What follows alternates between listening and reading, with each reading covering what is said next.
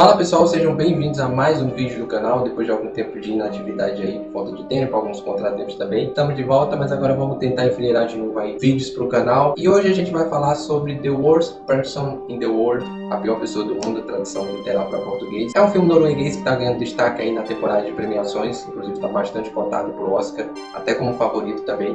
E a gente vai estar debatendo aqui um ponto que eu achei interessante, tá falando sobre esse filme que pouca gente está discutindo, que inclusive é o diferencial aqui do nosso canal. A gente não tem exatamente a proposta de fazer uma crítica sobre algum filme, alguma série. Geralmente eu destaco aqui algum ponto, alguma curiosidade, algo que eu acho relevante a gente estar discutindo aqui, que pouca gente está comentando, ou que ninguém mesmo está comentando. Bom, primeiro vamos falar do que se trata The Worst Person in the World. Esse filme é uma espécie de capítulo final de uma trilogia do diretor Joachim Trier, diretor norueguês também, que já tinha feito outros filmes, inclusive marcando a estreia dele no cinema, Reprise e Oslo, e The Worst Person in the World é o filme que conclui, vamos dizer assim, essa trilogia do diretor.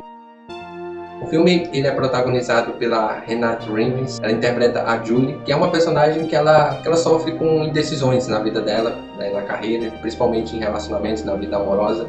E o filme retrata basicamente esses dilemas que a protagonista enfrenta, né? É um filme que é uma espécie de comédia romântica, mas ao mesmo tempo uma comédia romântica moderna, né? Com algumas características ali que fogem do convencional.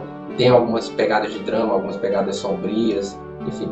É um filme que ele foge um pouco, ele é definido também como uma comédia romântica, mas ele foge um pouco desse perfil. É um filme que tecnicamente é muito bom, é um filme que tem uma baita fotografia, uma grande direção do Joachim Trier e uma grande atuação da Renate Reinsve, que a atuação dela é realmente fantástica. A personagem ela passa por momentos diferentes ali e a atriz ela consegue transmitir bem as emoções dessa personagem durante toda a rodagem do filme. O filme é dividido em 12 capítulos, né? Eu achei um pouco estranho essa dinâmica, essa divisão, em alguns momentos não faz sentido, parece somente um capricho ali. Mas é algo também que eu acho que não atrapalha tanto a experiência que você tem em relação ao filme. Bom, mas sem muita enrolação, eu queria já destacar, lembrando aqui que esse vídeo vai ter spoilers, tá? Eu preciso comentar sobre o que acontece também no desfecho do filme, então se você não curte spoilers, ou se você não tem problema também, pode continuar aqui com a gente.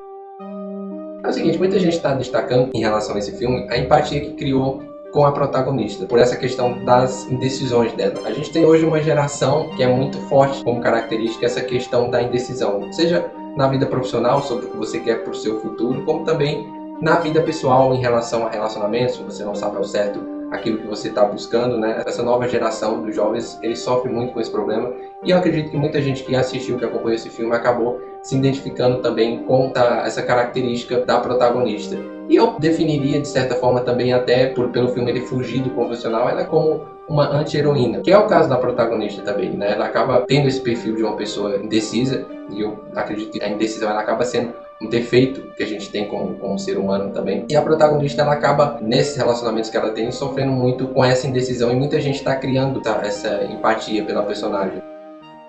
A gente tem o próprio título do filme, The Worst Person in the World, a pior pessoa do mundo, como talvez uma indicação que a protagonista ela tem esse perfil e pela forma com que ela se relaciona com outras pessoas, por conta da indecisão, que ela acaba magoando as outras pessoas, com que ela se relaciona, ela seria a pior pessoa do mundo. Só que eu acompanhei algumas entrevistas do diretor e eu já imaginava isso também, que ele não iria colocar isso como uma referência direta ao perfil da personagem, né? Até porque isso seria de fato também um defeito que ele colocaria, porque seria uma espécie de julgamento, né? E a gente tem também essa regra no cinema de que o filme ele não deve julgar o personagem, ele deve simplesmente retratar, e o julgamento ele pode partir muito mais da crítica e do público que vai avaliar do que do próprio filme em si. Então a gente tem muitos filmes por aí que você tem o personagem clássico, o anti-herói, mas que o filme ele não julga, ele simplesmente retrata, mas talvez uma ironia, uma espécie de ironia pelo comportamento que ela tem. E eu cheguei a ver algumas entrevistas também do Joachim Trier, né, o diretor, e ele confirma isso, né, que é muito mais uma figura de linguagem do que realmente um julgamento às atitudes que a personagem toma.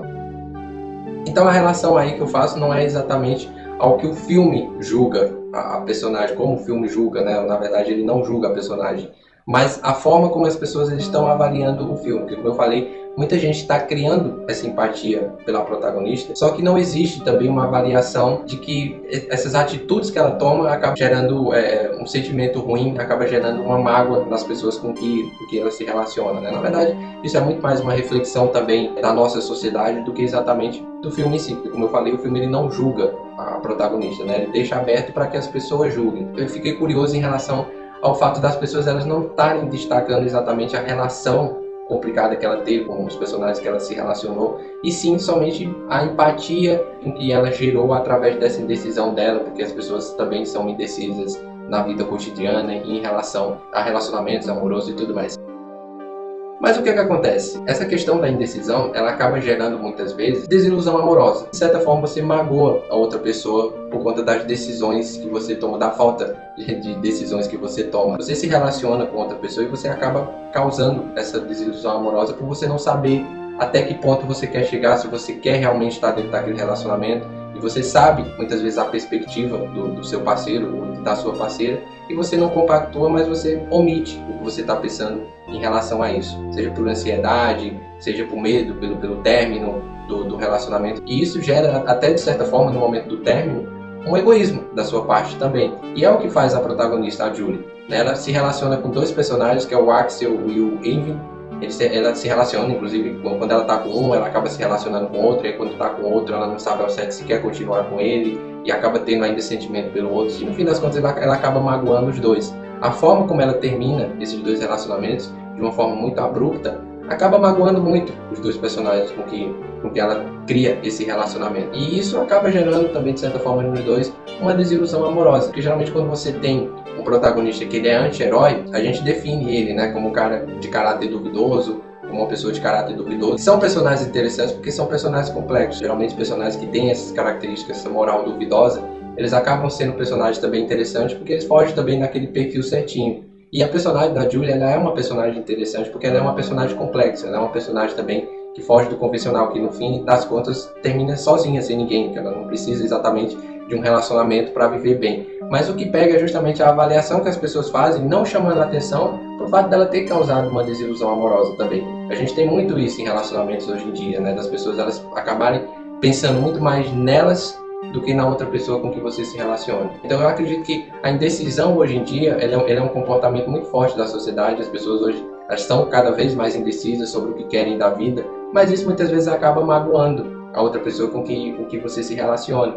Mas aí como é que você pode resolver tudo isso, né? A base de tudo para mim é a sinceridade. Quando você tem um relacionamento sincero, quando você expõe o que você quer desde o princípio para outra pessoa, né? No caso da protagonista, ela não sabia o que ela queria, mas pelo menos deixar evidente o comportamento dela, essa indecisão que ela tem, talvez evitaria toda essa questão, essa desilusão amorosa no final. Mas a protagonista ela não faz isso. Então eu acredito que ela age de uma maneira equivocada. E o título A Pior Pessoa do Mundo, ela poderia fazer referência a isso, tá? Mas, repito aqui, o diretor ele colocou isso muito mais como uma ironia, né? Como uma figura de linguagem, do que realmente um julgamento à personagem. E isso caberia às pessoas também de estar destacando, olha, a atitude que ela fez no final de terminar os dois relacionamentos de forma seca por conta da indecisão dela. Tudo bem, ela está no direito dela, mas a partir do momento que ela não foi sincera, que ela não expôs esse comportamento dela para a pessoa com que ela está se relacionando desde o começo, acaba gerando esse conflito dela magoar a outra pessoa e muita gente não pensar no outro lado, né? A pessoa que foi magoada somente no comportamento, na empatia que criou pela indecisão da protagonista, que é um fato que existe hoje na sociedade, mas aí a gente acaba pensando muito mais na gente do que na outra pessoa que você magoou, né? Então fica aí a reflexão.